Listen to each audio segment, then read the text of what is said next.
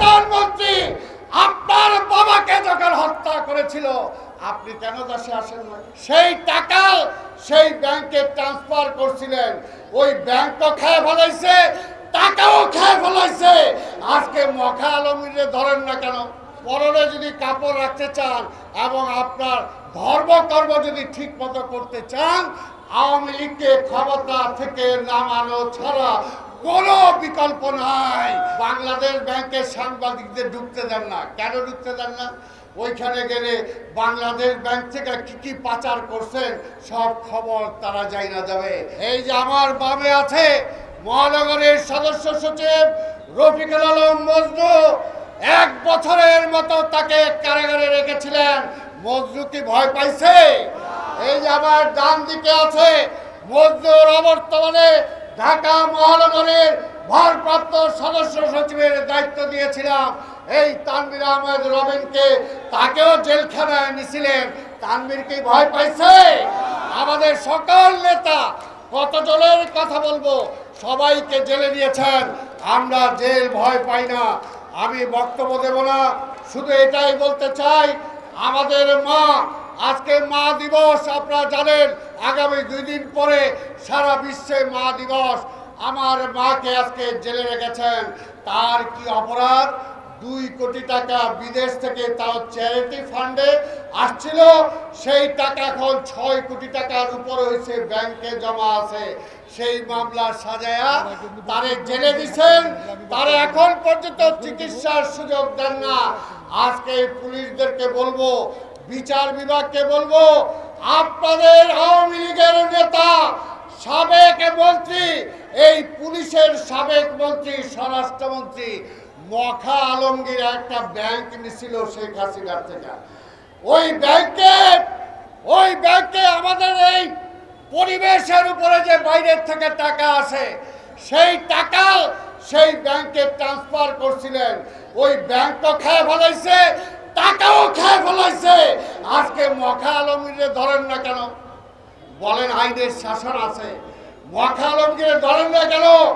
আজকে national bank, আজকে ওই আওয়ামী লীগের দরবেশ আছে একজন, সে আজকে এত টাকা লোন নিছে, এত টাকা করতে ব্যবসাও লাগে না, টিভিও লাগে না, তার চেয়ে বেশি টাকা নিছেন।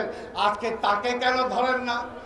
আজকে যারা ব্যাংক খেয়ে ফেললো পরিচালক, সেই ব্যাংকের এমডি, আজকে তাদেরকে কেন জেলখানায় নিচ্ছেন না? তারা কি পার্সেন্টেজ দেয়? পার্সেন্টেজ দেয়? আজকে তাই ভাইর আমার, এই দেশকে যদি রক্ষা করতে হয়, এই দেশের অর্থনীতিকে যদি রক্ষা করতে হয়, বাংলাদেশ ব্যাংকের সাংবাদিকদের ঢুকতে দেন না। কেন ঢুকতে দেন না? ওইখানে গেলে বাংলাদেশ ব্যাংক থেকে কি কি পাচার করছেন সব খবর তারা জানা যাবে। এই জন্য সাংবাদিকদের ঢুকতে দেন না।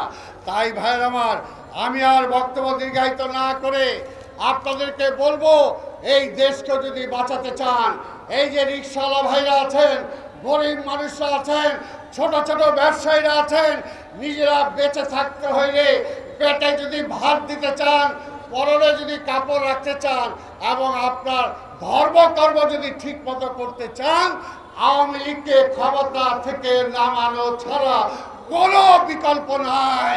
তাই সেটার জন্য বিএনপি, ছাত্রদল, যুবদল, স্বেচ্ছাসেবক দল, কৃষক দল, শ্রমিক দল, ওলামা দল সহ আমাদের যত অঙ্গ সংগঠন আছে, সবাই মিলে আমাদের অসংখ্য নেতা কর্মী আজকে গুম হয়েছে, হত্যা হয়েছে, এখনো রক্ত দেওয়ার জন্য প্রস্তুত, এখনো কোর্টে হাজির হয় জেলখানায় যাওয়ার জন্য।